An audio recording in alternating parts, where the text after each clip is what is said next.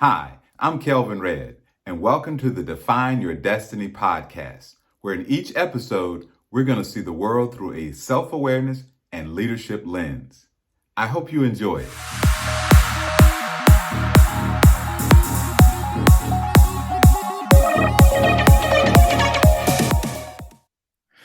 Hi, everyone, and welcome to episode 2, Self Awareness, the Great Awakening. And I am so excited to be bringing you this message today. Self awareness is a topic that is near and dear to my heart. I talk about it in every workshop that I have, every social media post. It is something that is so close to my heart. And in this episode, I also want to start off by telling you how having a lack of self awareness almost ruined my career. Now, some of you who've been in my workshops, particularly the servant leadership workshops, you've heard me talk about when I was an underwriter. So, when I was working at Synovus, I was there for uh, 13 years. I was there when the company was voted the best place to work in America. I worked in all three of the major companies. I worked at Synovus itself, the holding company. I worked at Total System Services, which is now TSYS, and I also worked at um, Columbus Bank and Trust Company. But the Columbus Bank and Trust Company position that I held, it was really interesting because I'll never forget. I was in at Synovus, and I was working in the human resources area. And I had a meeting with the vice president of human resources, and she asked me, was I happy doing what I was doing? She was trying to gauge my level of engagement with the organization. And she said, if there's something else you would like to do in the organization, let me know. She goes, for instance, we have a position available at Columbus Bank and Trust Company, and some people think you'd make a great banker. And when she said that, I was enamored. I was like, oh, really? And so you got to keep in mind, I was coming out in the 80s, and this is when we had all this, the high finance. It was the bankers who were driving in the nice cars and they lived in the nice homes and this kind of stuff. And so I read a lot about banking, but I didn't have any training in it. You follow me? I was a history major in college. I was all set to go into teaching. Everybody in my family worked in the school system, okay? And so that seemed like the next logical progression until I was hired at Total System Services, which was a subsidiary at the time of Synovus. So when she said that, I thought, okay, I'll give it some thought. And I did.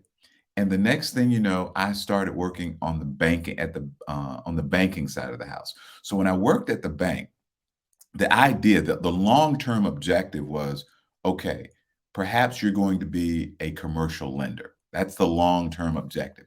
And, if you were a commercial lender at the bank, you got a chance to go fly fishing with the customers, in Montana, those kinds of things. And it was appealing to me. I was like, oh, this is going to be neat. And so I accept the position.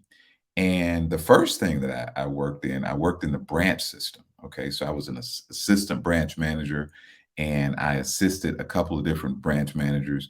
And so that was okay. That in a sense, working as a branch manager really kind of fit my personality because I'm a process oriented uh, thinker. And so, giving consumer loans, providing some consumer loans, that was all about checklists. But then there came the time for me to become an underwriter. And I'll never forget, I was working in the basement with no windows and I was looking at financial sheets all day long. And I was in an environment with some very highly left hemisphere, left brain thinkers, very analytical. Many of them were abstract, and if you've ever been through emergenetics, which is something I'll talk about, the abstract thinker they think they're the smartest ones in the emergenetic spectrum. So I was working around these brilliant people. And here I am. I'm more of a concrete thinker, process oriented. I lean a little bit to the right side of the brain. I'm very social. And so I'm working in this environment and I am a fish out of water. Do you hear me? The tasks that I was given, I wouldn't say they were extremely hard, but they were challenging. Whereas my coworkers could work on something and it take them an hour, it may take me an hour and a half to 2 hours because when it came to my type of wiring, I didn't put forth that type of energy. So to do that type of job for 8 hours, whereas some people who did the job, they really enjoyed it. For me, it was like, oh my gosh, this is not my idea of fun. And so it really almost ruined my career aspirations. And I had a wake up call like, this is not who I am. Okay. It was a career defining moment in time for me. It taught me, Kelvin, it's about time you start utilizing your strengths and stop trying to be something that you aren't. Okay. And so that's when I kind of ended up at the Pastoral Institute, a counseling and education center, not as a client, although I could have been at that time, but I was hired as the associate director for the Center for Servant Leadership. And to me, that kind of helped jumpstart. I will say I learned a tremendous amount from Synovus because let me give you my foundation, the foundation of my leadership training and development program. It comes from three sources in no particular order, but Synovus. Okay. I learned about leadership. I learned about servant leadership. I learned what good leadership is. And I also learned what good leadership is not. Okay. That's vital. When I arrived at the Pastoral Institute and spent 10 years there and was introduced to Bill Turner, that's when I learned about the essence of servant leadership, okay, and the importance of self awareness. You can't work around therapists and counselors for that amount of time and not join the journey towards self awareness, okay? And then my father, I'll never forget, my father would tell his basketball players when they would make a mistake on the court, he'd say, "Think, boy, think." And so that's what I want you to do when you attend my workshops, when you read my blogs, when you follow me on social media. I want you to think. I want you to use that cerebral cortex of yours. All right. Some people may not like this episode. They may not like it. I'm going to tell you why. Because according to Dr. Tasha Urich, who's done a lot of study on self awareness, she says that only 10 to 15% of society is on the journey towards self awareness. Most people are oblivious to the importance of self awareness. And I firmly believe self awareness is the difference between being good and being great. And I don't overutilize that word great. Either you're great or you're not. And I think we have a shortage of great in our world today. And I only see few great organizations, few great people. That term is bandied around so much. It should not be. Okay. And for a lot of people, you might say, well, if they're not on this journey towards self awareness, and only 10 to 15% of the people are, then where exactly are they? Well, a lot of people, folks, they're on this journey toward power. Okay. For them, it's all about power. So I'm very comfortable in my skin these days. All right. And I have been for a long time. And the longer I live, the more comfortable I get. You see, I'm not the type to get intimidated or jealous of another individual. I'm not a doctor. All right. But I help doctors on their journey towards self awareness. I'm not an attorney, but I have helped attorneys on their journey towards self awareness. I'm not a school superintendent, but I have helped school superintendents on their journey towards self-awareness. I'm not a college president, but I have helped college presidents on their journey towards self-awareness. I'm not an engineer, but I have helped engineers on their journey towards self-awareness. Self-awareness gives you confidence. Okay? It gives you confidence. And I love the quote. I'm going to quote Deion Sanders, the head football coach at Jackson State. And I love what he says is, don't let my confidence offend your insecurities. Don't let my confidence offend your insecurities. I am confident in what I do because I think self-awareness, when you're on that journey, it eliminates jealousy. Okay. Self awareness is about being a better you, it's about growing you, it's about going through life with blinders on. You know, I know people who get jealous of John, they get jealous of Mike, they get jealous of Mindy, they get jealous of Jennifer. And my thinking is, why are you focused on somebody else? Focus on yourself. That is wasted energy. While they're improving their lives, you're not improving yours because you become other people's centered. Okay. Self-awareness makes you take a very hard look at yourself. And I get it. People are afraid. Let me phrase that. I don't like to throw a blanket statement on everything and everybody, but there are quite a few people who are afraid to look inward. All right. So now, without further ado, I am now going to define self-awareness. Self-awareness is understanding who you are. What are your strengths? What are your weaknesses? Utilizing your strengths to overcome your weaknesses, but at a far deeper level, understanding and knowing your reason for being. Let that settle in. Understanding who you are, what are your strengths, what are your weaknesses, knowing how to utilize your strengths to overcome your weaknesses, but at a far deeper level, understanding and knowing your reason for being. In other words, why are you here? Why are you here? Why do you do the things in this world that you do? You got one shot at this life. Do you know your gifts? Do you know your purpose? And it's not too late to do the things that you were put on this earth to do. But see, that's internal self awareness. That's about your dreams, your strengths, your weaknesses, understanding your weaknesses. That's about your values, your morals, your goals, your objectives in life. That's the first type of self awareness. There's also external self awareness. And if you are in a leadership position, you've got a formal title, okay? School principal, school superintendent, division head, supervisor, manager, team leader. If you don't care how other people see you, because that's the definition of external self awareness, how do the people in your sphere of influence, in your world, how do they see you? If you don't care how you are seen, your tenure may not end very well.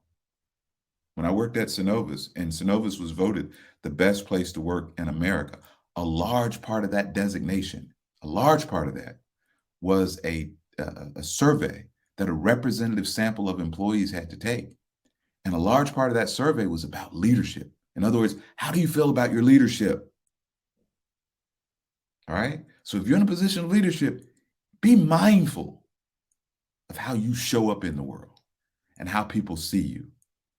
Bill Turner, who I consider a mentor, he wrote the foreword to my first book, Stand Tall: Essays on Life and Servant Leadership. 16-year board member at Coca-Cola. All right, I learned a lot from this man. And the most important thing that I learned from him was when he would routinely say that self-awareness is the most important characteristic of a servant leader. Now, I've had some people say, well, isn't service the most important characteristic? I beg to differ with you on that. Let me ask you a question. Have you ever had a job that you did not like, right? Versus a job that you loved? When you have a job that you don't like, your service at some point is going to diminish because you're not fulfilled. But when you have a job that you love and it fits with who you are, my goodness, you will be able to serve 24 hours a day if you could. And my good friend Terry Lee, Terry texted me a while back, a couple of weeks ago, 2 or 3 weeks ago. And I love what he said. I was like, dude, I wish I could steal it from you. But I'm on the journey towards self-awareness, but I can't steal it. So I've got to give him credit. Okay. He says that self-awareness is the license to lead. And I agree with him. You should not be allowed to be a manager, a supervisor, a school superintendent, a college president, a business president, a CEO. You should not be able to lead unless you go down. You're told to go down to the courthouse and get that piece of paper that says you have the license to lead because you're on the journey towards self-awareness. That's how I feel. All right. Listen, everything begins and ends with self-awareness. Most organizations, most leaders, they get it backwards. And you ask yourself, well, Kelvin, how do you know? Okay. I worked at Synovus for 13 years, best place to work organization. I worked at the Pastoral Institute, the Samaritan Center, one of the best in the country. That's where I learned self-awareness. My mentor is Bill Turner, 16-year board member at Coca-Cola. I call him the father of the Synovus family of companies. He was an author, tremendous man. Um, I've got a lot of experience. I've got a master's degree in organizational behavior. I'm currently working on my doctorate degree. All right. This is what I do. And I have clients. I've had past clients, and they want to talk about leadership and they don't want to talk about self awareness. Self awareness comes before leadership. Self awareness, get this, comes before culture. Self awareness comes before team building. Do you follow me? When you tell me, I want you to do some team building activities, I'm like, well, why are we doing team building activities when half, if not all of your employees don't know their strengths? They don't understand their weaknesses. Everybody thinks the same and they're not on the journey. Why should we focus on team building? And you don't have a hint of what your employees' personalities are. And your employees don't have a hint of what your personality is. Again, self-awareness first, leadership second, culture third, and team building and all that other stuff, it comes after that. We said, well, Kelvin, how else do you know this? Well, when I was at Synovus, best place to work organization, I was a part of the Leadership Institute. Now, we had thousands of employees, but I think I was a part of a 300 to 400 member leadership group. And they selected us there were 10 to 15, well, 12 to 15 of us in my cohort. We went away for 2 weeks at a time, 1 week in the spring, 1 week in the fall. We would go up to Aberdeen Woods outside of Atlanta. They've changed the name now, but it was a retreat center. We check in on Sunday at 6 p.m. and check out on Friday at noon. And it was all things leadership. But guess what? Before we went, we took a couple of personality tests. When we got there, we saw coaches, we saw therapists. We were working on ourselves. To me, it does not make any sense whatsoever to focus on leadership before you focus on self-awareness. You're trying to teach people how to lead, and they don't even know their strengths. They don't even know their weaknesses.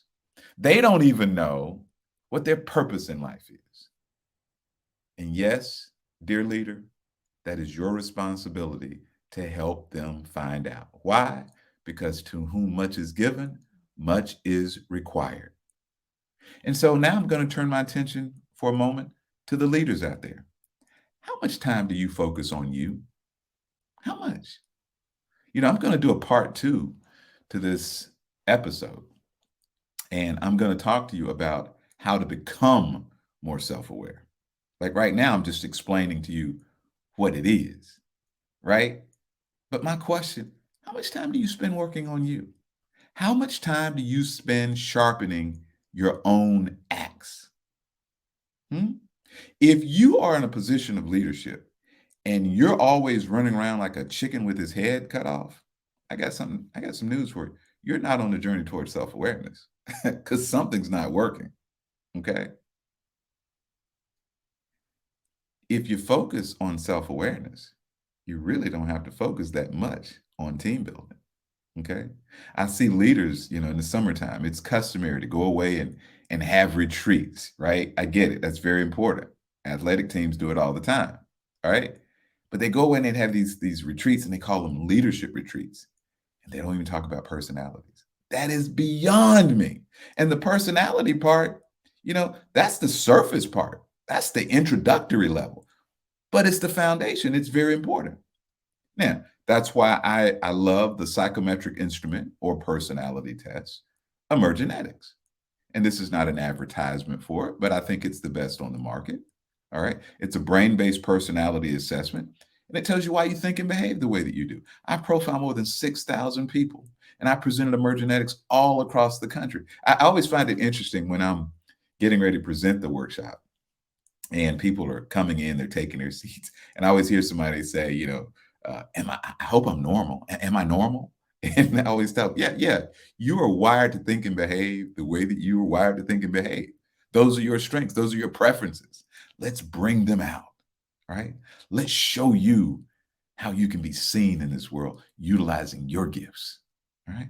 For instance, what if you are about to turn in a report to your manager or supervisor? Now, you're an employee, you've been employed maybe a year or so.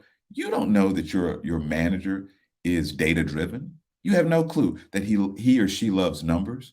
So you get ready to give a report and you stand up and you tell these stories and you don't give them the data and information that they need. And then guess what? Your report gets denied. I have one client, so interesting. This client has uh, a leadership that's very abstract. Okay, they're analytical and they're conceptual.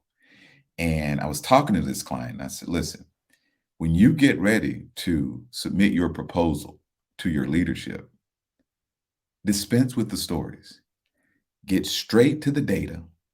Tell them why you're there. Give them an executive summary. Don't give them a long, drawn out presentation because they don't think like that.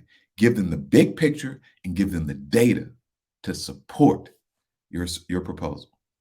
Okay. Give them the data to support the big picture. And I'll never forget when I got the phone call and this client told me, I did exactly what you said. And they approved my proposal, right? If you understand how your leader likes to think and behave, folks, that's more than half the battle. You know, perhaps you are a process oriented thinker. Like I had this one leader, and he was. And let me just say this. Let me just. I'm going to tell you this story.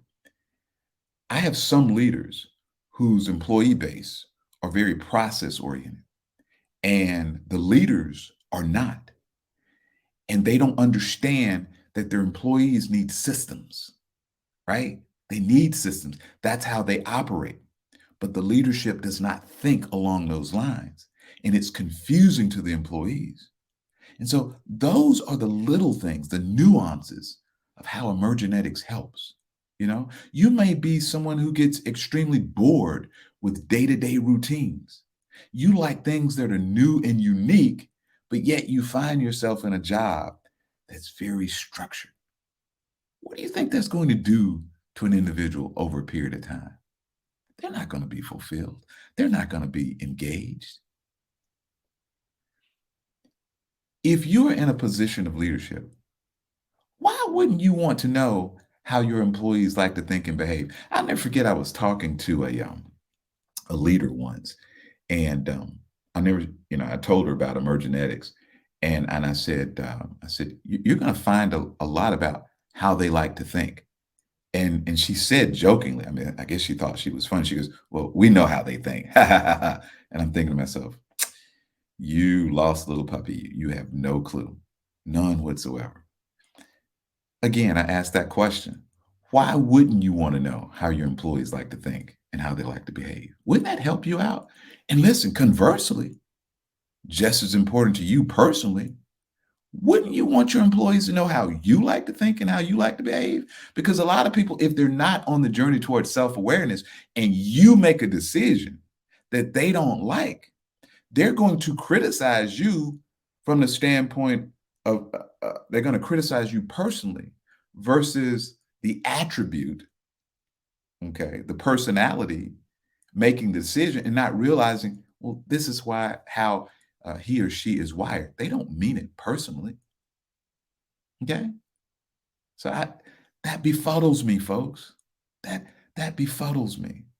Um, I know within a very short period of time if you're on the journey toward self-awareness. Let me give you an example. I have a chiropractor and she's really, really good. And I went to see her recently. And I asked her when she finished, adjusting me and what have you. I asked her the question. I said, let me ask you something. I said, when a patient comes in, can you tell in a very short period of time if that person is out of alignment? Can you tell? She's like, yeah, I can. I said, so you mean to tell me if you're in the mall or at a sporting event and somebody walks in and you look at that person, you can tell right away, wow, they're out of alignment. She goes, yeah, because yeah, that's what I do. Well, folks, it's the same way with me. I'm a leadership coach. All right. When I'm talking to somebody, I can tell within 5 or 10 minutes if they're on the journey towards self-awareness. All right.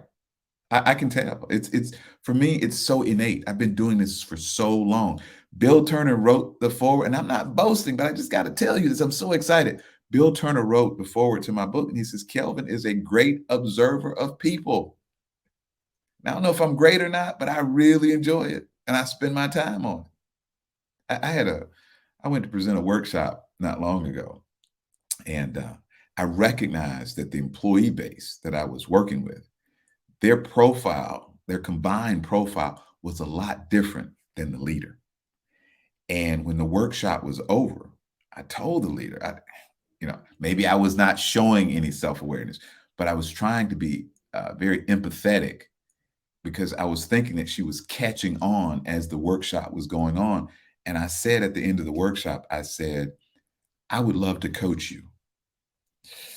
Well, she didn't take very kindly to that. She wasn't abrasive. She didn't become mean or anything, but I never heard from her again. And the only reason I wanted to coach her because her profile was so different than her employee base. And I have met people who have been in similar positions and they have been ousted because they were not on that journey towards self-awareness, not realizing that they were wired to think a certain way and the employees were wired to think differently. And they eventually butted heads. And I've seen leaders who have been ousted because of that. Okay. Um, I've worked with a handful of leaders who are afraid to be seen. I can say right now that my client base, maybe eight of for every 10 of my clients, the leadership, they're not afraid to be seen. They're on that journey towards self-awareness. And maybe the other two I have to work with, you know. But I've got some folks, they're on that journey and they're not afraid to be seen. But there are some leaders, they're afraid to be seen. And my question is, why would you be afraid to be seen?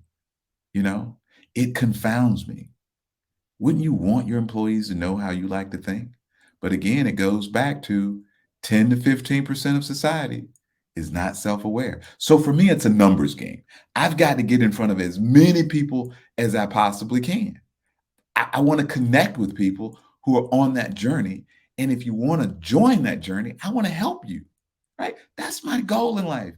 I really firmly believe that the more people who are on the journey towards self-awareness, we can create servant leaders throughout this world. I really believe that. So I have to try to get in front of as many people as I possibly can. And that's why I cringe sometimes when someone tells me, well, I'm self-aware. Like, no, none of us are truly self-aware. We're on the journey to become self-aware. See, when it comes to self-awareness, you're always in a state of becoming. You never arrive, right? I would like to think that I'm on the journey towards self-awareness, but do I slip up every now and then? Of course I do. Okay, of course I do. But I'm still on the journey, right? I love this quote by Ray Kroc. It says, either you're green and growing or you're ripe and rotting. Which one are you? Here's the thing about self-awareness. If you're not on the journey towards self-awareness, things may be going well for you right now, but it's not going to end very well because you're not growing. And what happens when you're not growing and everybody around you is growing? What happens? I see that a lot. Another thing that confounds me, and I'm going to do a workshop around this, and I'll probably mention it in part two, and that is you invite me to come in to work with your employees, or you invite any facilitator, any author to come and talk to your employees, but you don't show up. You don't have a clue what that person is going to be telling your employees. And you think you don't need the training. That is beyond me. I don't get it. We all need that. I don't understand. I learned that at the Pastoral Institute. We'd invite speakers in. It's like, hey, let's read their work first.